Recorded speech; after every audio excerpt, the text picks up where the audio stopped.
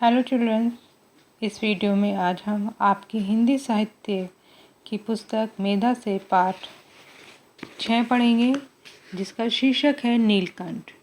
नीलकंठ का अर्थ होता है नीली गर्दन वाला। क्या होता है अर्थ? नीली गर्दन वाला। यह पाठ बच्चों महादेवी द्वारा लिखा गया है, यानी कि इस पाठ की जो लेखिका है वो है महादेवी वर्मा। बच्चों सबसे पहले उनके जीवन परिचय के बारे में जानेंगे। महादेवी वर्मा का जन्म सन 1907 में फर्रुखाबाद जिले में हुआ था और इनके पिता एक कॉलेज में प्राध्यापक थे। महादेवी वर्मा ने एमए संस्कृत परीक्षा प्रयाग विद्यापीठ से उत्तीर्ण की थी और बाद में ये प्रयाग महिला विद्यापीठ की प्राचार्य और फिर कुलपति नियुक्त हुई। महादेवी वर्मा को आधुनिक युग की मीरा कहा गया है। महादेवी वर्मा विरह और वेदना की श्रेष्ठ कवयित्री है और छायावाद के 4 प्रमुख स्तंभों में से एक है। महादेवी वर्मा को उनकी रचना यामा के लिए भारत का सर्वोच्च साहित्यिक पुरस्कार ज्ञानपीठ प्रदान किया गया। भारत सरकार ने उन्हें सन 1956 में पद्म विभूषण और सन 1988 में पद्म विभूषण की उपाधि से अलंकृत किया। इस महान कवयित्री का निधन सन 1987 में हुआ था। तो ये पाठ नीलकंठ महादेवी वर्मा द्वारा लिखित है और लेखिका ने इस पाठ में पक्षियों के प्राकृतिक और मानवीय संवेदना के आधार का अनूठा चित्रण प्रस्तुत किया है। कथा के अनुसार लेखिका का पशु पक्षी प्रेम और उन्हें प्रयाग के नखास कोना तक ले गया। यानी कि जो कहानी है वो एक नीलकंठ यानी कि एक मोर की कहानी है, जिसमें उन्होंने मोर के विषय में कुछ बताया है।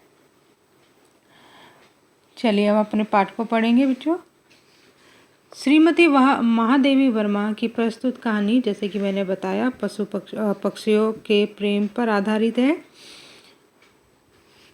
मोर और मोरनी के इर्द गिर्द घूमता कथानक, यानी कि पूरी कहानी मोर और मोरनी के इर्द गिर्द ही घूम रही है। मन को द्रवित कर देता है, यानी कि उन दोनों का स्नेह क्या कर देता है? मन को द्रवित कर रहा है। इस कहानी का उद्देश्य बच्चों के अंदर पशु पक्षियों के प्रति संवेदना तथा प्रेम जागृत करना है।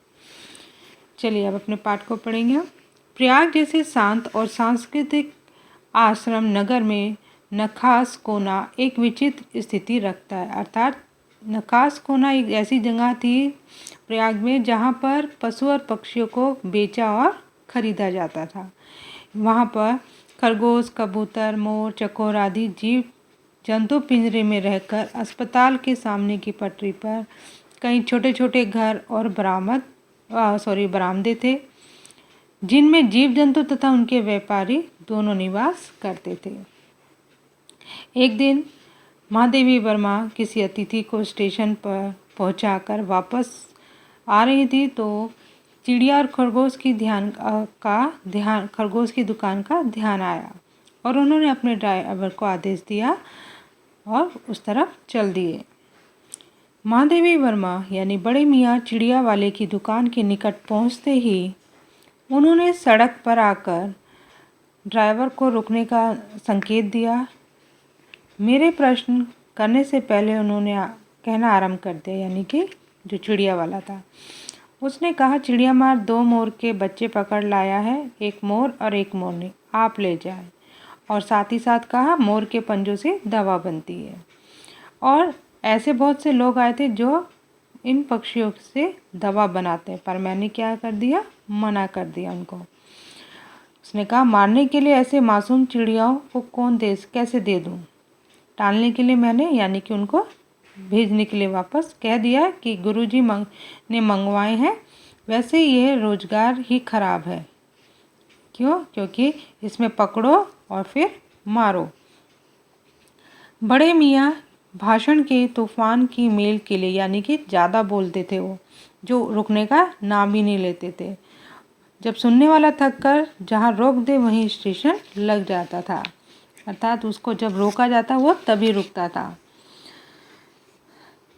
इस तथ्य से परिचित होने के कारण बीच बीच में रोककर उन्हें पूछना, बच्चे कहाँ हैं? बड़े मियाँ के हाथ के संकेत का अनुसरण करते हुए देखते हुए कहा, ये मेरी दृष्टि एक तार के छोटे से पिंजरे तक पहुंची जिसमें तीतरों के समान 2 बच्चे बैठे थे।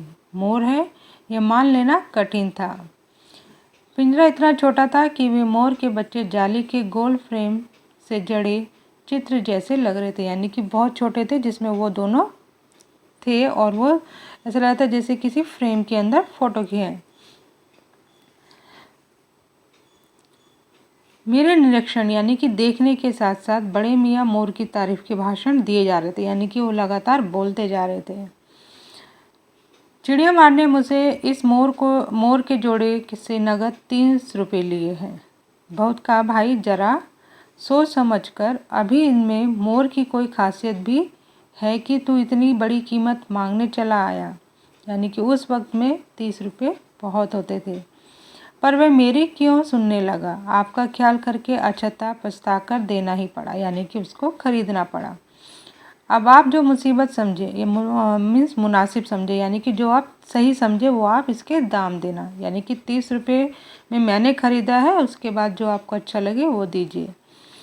तो बड़े मियाँ के इनाम को देखकर जब मैंने वह छोटा पिंजरा यानी कि कितने 30 चिड़ी मार के नाम की और 5 बड़े मियाँ यानी कि 35 रुपीज़ का उन्होंने वो जोड़ा खरीदा। घर पहुंचने पर सब कहने लगे, तीतर है मोर कहकर आपको ठग लिया। सभी ने कहा कि ये तीतर है, मोर नहीं है। वो नाखुश हो गई, उनको अच्छा नहीं लगा और उन्होंने कहा, मोर के क्या सुरखाव पर लगे हैं, यानी कि ये मोर ही इतना इम्पोर्टेंट नहीं है, और भी तो पक्षी हैं कि मैं उनकी देख रेख करती हूँ, मेरे लिए सब पक्षी बराबर हैं। तो पक्षी ही तीतर बटेर क्या लंबी पूँछ न होने के कारण अपेक्षा योग्य पक्षी हैं, यानी कि उनको क्या रखा नहीं जा सकता? वो भी तो एक जीव है, पक्षी हैं, क्या उनको भी तो रखने का हक है, या सिर्फ मोर या ऐसी चीज़ें ही रखी जाएंगी? तो उन्होंने उनका जवाब दिया। पहले अपने लेखिका ने देखा कि दोनों मोर मोरनी के पिंजरे से आज़ाद हो गए, यानी कि लेखिका ने अपने पढ़ने लिखने के कमरे में उन दोनों को छोड़ दिया और कुछ दिन तक तो वो डरे डरे से कब एक कोने में बैठे रहते, पर धीरे धीरे 2 या 3 दिन गुजर जाने के बाद वो घूमने फिरने लगे, इधर उधर गुप्त वास करते और रात में गद्दी की टोकरी में प्रकट होते रहते, यानी कि कभी कभी रद्दी जहाँ रखी जाती थी वहाँ बैठ जाते, और कभी मेरी मेज़ पर, कभी कुर्सी पर, कभी मेरे सिर पर अचानक प्रकट हो जाते। खिड़कियों में तो जाली लगी थी, यानी कि वो अब पूरी तरह से निडर हो गए थे, उन्हें डर नहीं था।